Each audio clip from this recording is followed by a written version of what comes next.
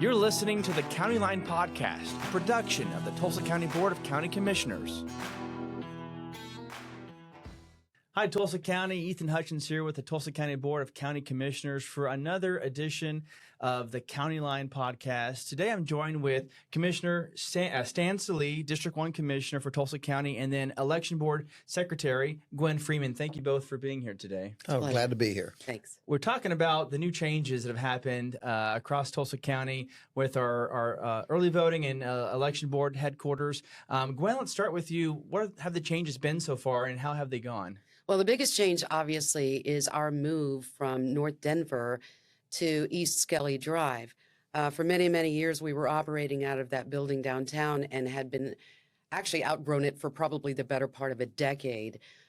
So with the help of the county commissioners, specifically Commissioner Sallee, we were able to acquire a new location, far more secure, far more convenient for voters, has an incredible amount of parking so that they don't have to fight the crowds and the parking and park 6 blocks away. We're able to streamline our organization. Everything is just better because we have room now to breathe and store all of the things that we need for elections, which is, believe it or not, is a tremendous amount of storage. But voters tend to really, really enjoy it. I mean, during early voting, we had a great amount of people come out there, great room to park, made their way in through the line, was able to get them processed and get them out of the building really, really quickly, which they all want. But internally, I mean, it makes for better security. I mean, we're under a tightened security environment, obviously, these days. And so all the way around, it makes just for a better organization. That's the biggest change that we've made in the last few months.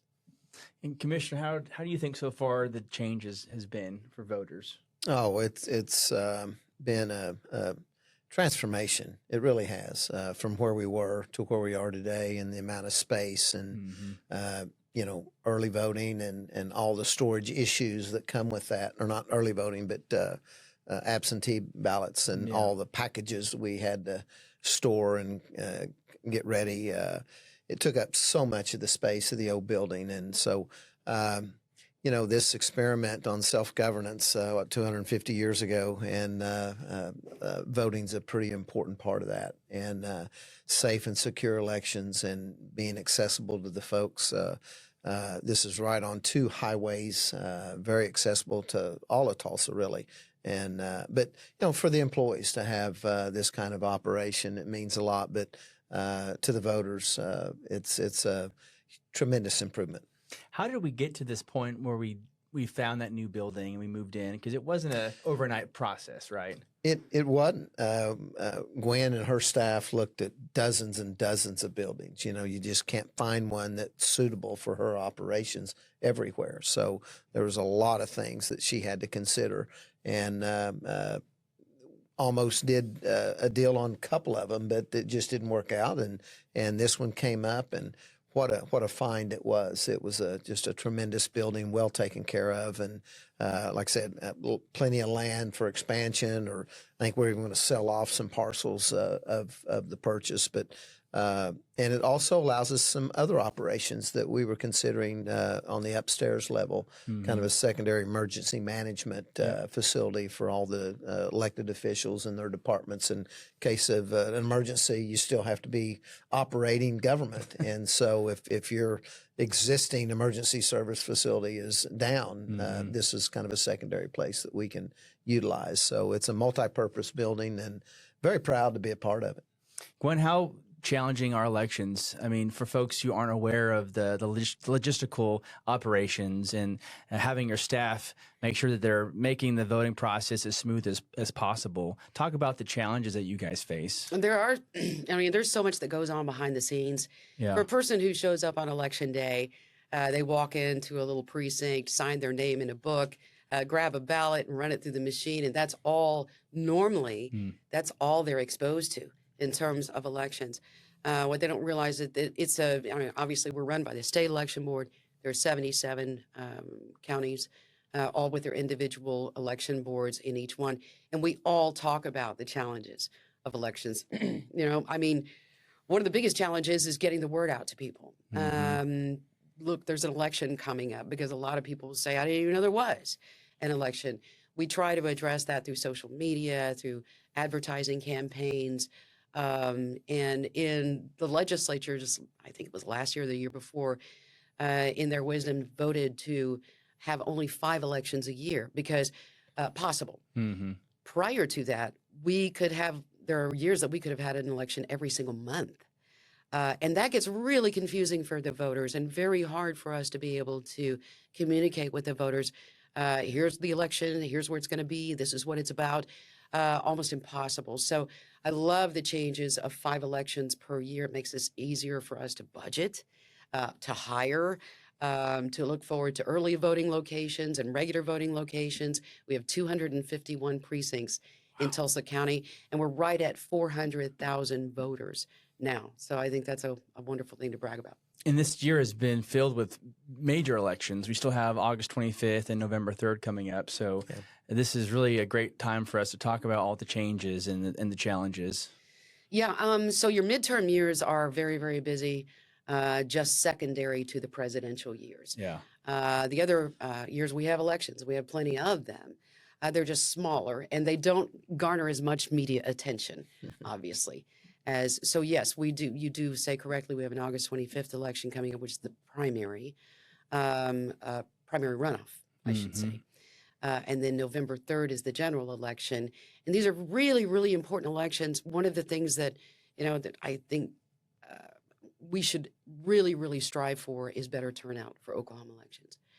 For whatever reason, we don't have the greatest of turnouts. There are some elections in municipal and school board elections where we're lucky if we see 4 to 5% of the registered voters actually turn up and vote. They tend to turn out better for these elections, but even still, the primary runoff that's coming up, super important.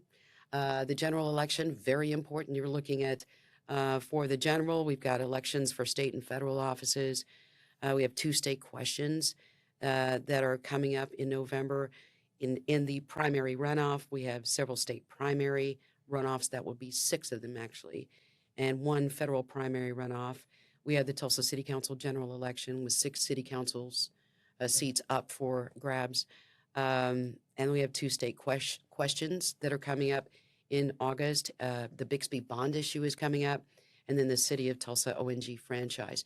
I'm really, really thankful for things like this, where I'm able to actually articulate that and let people know what's coming, because it's confusing. They get on with their lives. They're taking their kids to school and paying their bills and taking care of the lawn and doing all the things and going to work, all the things that they do. It's really secondary what's happening in elections. Of course, it's important to us, but we have to make people realize that, look, your life can change depending on who is holding these offices and who is, the education of your children, the amount of money that you pay in taxes, that sort of thing. So elections are important. We want everyone to know to come out during these elections. So August 25th, November 3rd, please mark your calendars now and come out to vote either on election day or early voting. Yeah. Gwen, a question I had is what are the trends? Yes, voting is going down, it seems like, the numbers, but do you see more absentee voters, more early voting, less election day voting? What's the current trends? Historically, and it's been this way ever since we've been voting in Oklahoma, historically, the state of Oklahoma loves to show up on election day. Yeah. During, obviously, the bigger elections, we do have an uptick in absentee. And ever since COVID, believe it or not, during COVID, people went, I'm going to vote absentee. I don't want to be exposed out at the polls. They found out how fun that is. They can sit at their table and fill out an absentee ballot, mail it in. They don't have to mess with the lines or parking and all the other stuff.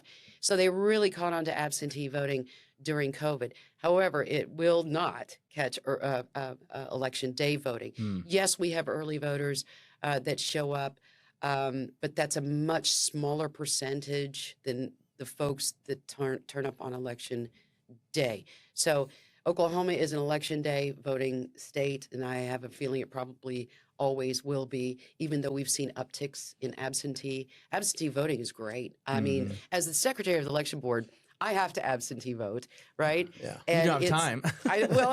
yes, exactly. So, and I enjoy it very, very much. I have a lot of friends who really, really like just being able to do it in the privacy of their own home.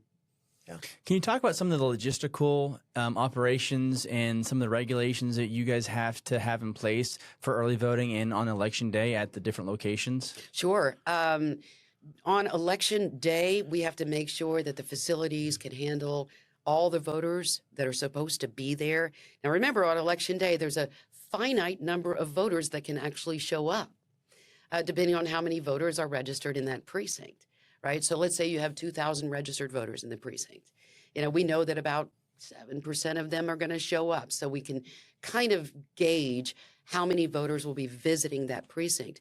Based on that information, we can decide what size building we need, how much parking we need, how many ballots that will need to be stored and under security at those precincts.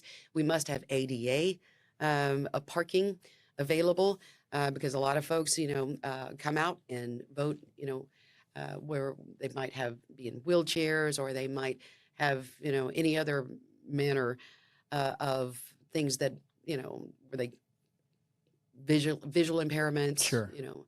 hearing impairments, that sort of thing. We have to make it available for those folks. And so all those things have to be taken into consideration.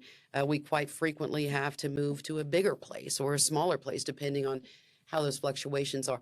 On early voting, much of the same things are in place, much of the same requirements. However, early voting, what you have to remember is early voting and election day voting are two completely different voting models. They're not even the same. During election day, these people know exactly who can come in and vote because they have their names in a big book. You remember signing those, right? Yep. During early voting, you've got 400,000 people registered in your county, right? Theoretically, all 400,000 of them could vote early. Wow. You must be prepared. Now, we don't have a book of 400,000 voters, so the folks that are there have to be trained and well adjusted to working within our software system that contains all the list of registered voters for Tulsa County. And that, by the way, is a secure list and must be secured by IT. So it's a completely different model. You have to have all of the ballots for all of the districts, for all 400,000 voters that could possibly show up at that day. You never know where they're going to go, when they're going to go, how many are going to show up. So you got to be prepared traffic-wise, personnel-wise. There has to be security. There has to be, again, some very secure IT firewalls to protect our database on that day. You have to have a lot of people that know how to use computers and get into what we call the MESA software system that is exclusively for us. So it's a completely different ball game than election day voting. Wow. Commissioner, how do we get younger voters involved? I mean, I know that that's something that we always strive to do is to promote elections, but how do we get the younger voters involved? It's a great question. I've always felt that the corporate community, employers, incentivize somehow some recognition, encouraging their employees to go vote. And certainly at the schools, I think we should, certainly tell our children how important it is and how we got here and why we have this right to vote and how important it is. And so I just think as a community-wide support from, at home to school and employers have a role in encouraging people to go vote. Yeah. What's interesting about that you bring up, Commissioner, is there is no class that you can take on how voting is conducted, especially the state of Oklahoma, because every state is different. Yeah. There is no book that you can read that says, here's how elections are conducted in the state of Oklahoma. So there's a lot of misconceptions about, and I love what you're saying, that, talk about this to your kids, talk about this in your classrooms. I would love for there to be some sort of campaign to let people know, the 3 ways you can vote in Oklahoma, how the security is for, voting in Oklahoma, how there's amongst all 77 counties, they're all done the same. It's one of our greatest strengths. But there aren't things in place along those lines of what you're talking about, which I think would raise the interest of young people, in answer to your question, Yeah. Ethan, raise the interest of young people to be able to be involved, because it's a mystery. Like I said, you go in, you vote, you leave. That's it. That's most of what people know. Yeah. And there's a great machine behind that you can feel so confident in casting your vote in the state of Oklahoma.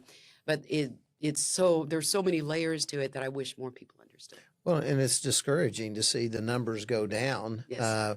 And it wasn't too long ago, the counties didn't offer all these other options. I mean, it was just election day and that was it. And now, you've got early voting and you don't even have to get out of your house with absentee voting and put it in the mailbox, and everybody's busy and their lives are busy now. And so, absentees, pretty simple to do. So encouraging and informing the public is key to getting that information out. And I think another distinction between what you're talking about, early day, when you talk about election day voting, that's when we come to your neighborhood. Yeah. We are just down the street from wherever you are in your home. Early voting, you have to come to us because there's very few available properties that could meet the criteria that we need for early voting. So you may have to drive a little bit further to early vote, but you have to, and it's a great tool in case you can't be there for election day. A lot of people, they're going to be out of town or whatever. So you come to us for early voting wherever our properties happen to be located that are appropriate for those types of crowds.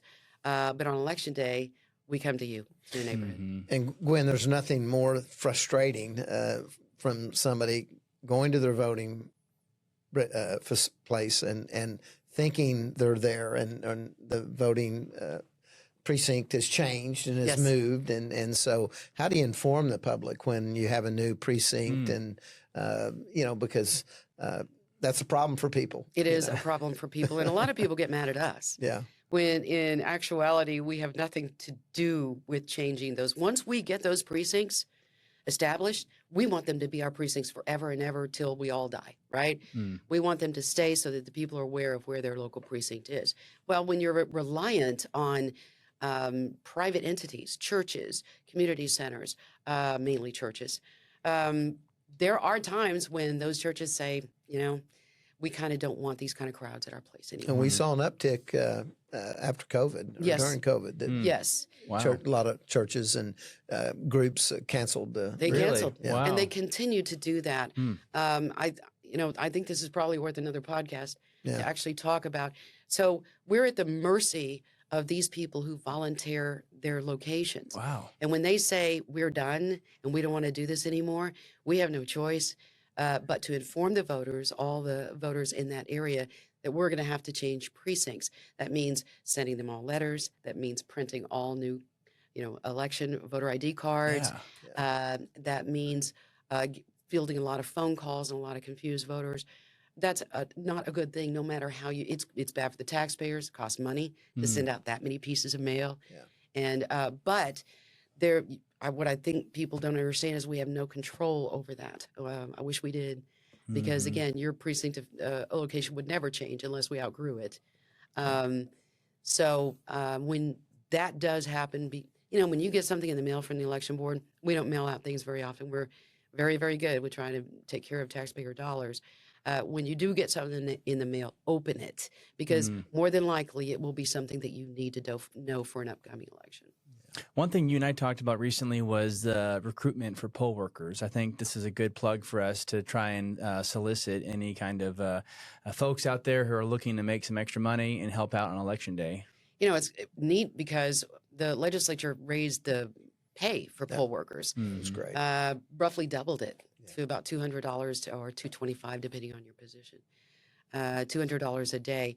And I've wondered at the time, is this going to help with retention? It has, because a lot of folks are really enjoying, older folks is that's normally what we get, because it makes sense. They're retired. They don't have to be at a job all day Tuesday. And so it makes sense that some of our older folks can volunteer and I'm an older folk, okay? So that's not discriminatory. Here. Right? You are too. Yes, I am. I think Ethan's the youngster here. But, it does attract, some of our senior citizens, which we're so grateful for, you guys. Yeah. Some of them have worked these polls for decades.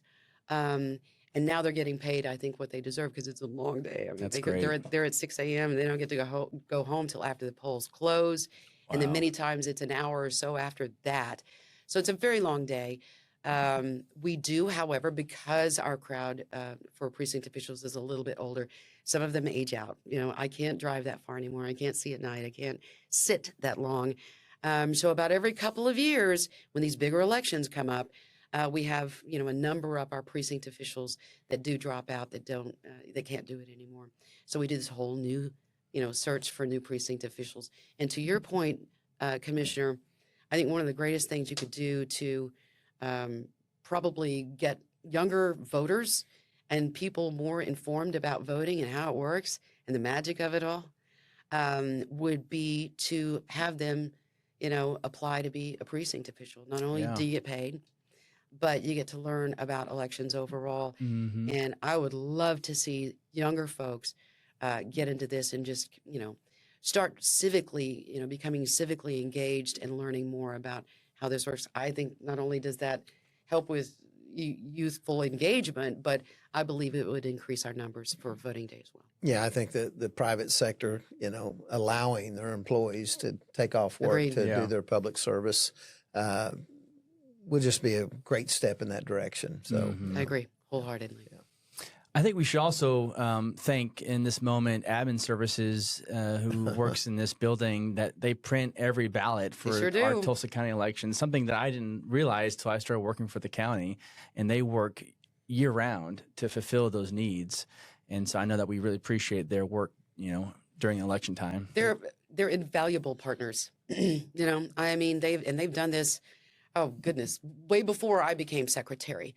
They were printing the ballots for Tulsa County. We get to know them well, all personally, because, you know, during elections we're on the phone, and they've always done an amazing job. And yes, agreed with you. We need to be Mhm. thankful for our admin services. and that's in the just county. not for office holders. That's for school boards and Yeah. Yeah. bond issues and city councils. And so, Mhm. yeah, they're busy and they do a Mhm. great job. Well, how can anybody get involved with being a poll worker or learning more about the elections? What website can we send them to? If you want to learn about elections, the State Election Board website has, oh my goodness, a vast amount of information that you can look at depending on your question or your area of interest. And that's at elections.ok.gov, right? And you can ask questions. Obviously, you can call us if you have any questions. For the individual voter, one thing that I want people to understand, there's something called a voter portal, which is a great resource if you want to know where your precinct location is, if you want to know election dates, if you want to take a look at your ballot, because again, every precinct has different ballots, every district has different ballots. If you want to take a look at your sample ballot, you can do that online. But your voter portal, you can get there with elections.ok.gov as well, or tulsacounty.gov. Mhm. It has an elections button on there, and you can look up your particular name, Mhm. your name, and I believe your name and birth date have to be in there. And then it takes you to your particular voter portal. Any questions you might have, obviously call us. We'd be more than happy to answer those questions. And I will make a shameless plug that I do hope folks follow us on social media. I know that we have our social media pages, and so does the election board. So anybody listening or watching this, please give us a follow. There's a lot of content that we're putting on there about elections. And I know we're going to work closer together moving forward to promote different updates and whatnot. So it's all out there. Anything else that we've missed that we should bring up or mention? No, you know, I had one complaint last time as the ballot that you have to turn the page over to finish Yes. up your ballot. That's I'd like to see the data on that of how many people forgot Missed the to back page. miss So, the back page. you know, wish we could fix that. I actually agree with you, Commissioner. Yeah. I really do. Now, the election board does not make that call. Right. That wasn't, you know, I'm not passing blame, but I am going to say that I think that's a valid complaint. And from my perspective, we told all of our precinct officials that worked on election day that day, remind every single voter going through the line, remember to vote the back of the ballot. Now, And it's on your ballot. It's- Turn the page. it does. It is on there. You have no excuse to miss it. But, Right, but I as, think- as they're reading the questions and, Yes. and trying to figure out who they're voting, they can get complacent and just, forget to turn the page. Yeah. Yeah. I couldn't agree with you more. I think that needs to be addressed. That's a good point. Well, thank you both for being here today and really talking about this important topic ahead of the August 25th election and then the November 3rd. So, again, anybody who wants to know about elections, please follow us on social media, go to those websites that you mentioned, and, of course, listen to this podcast. So, Absolutely. Gwen, Commissioner, thanks for your time. And for those watching, we will see you next time on the County Line.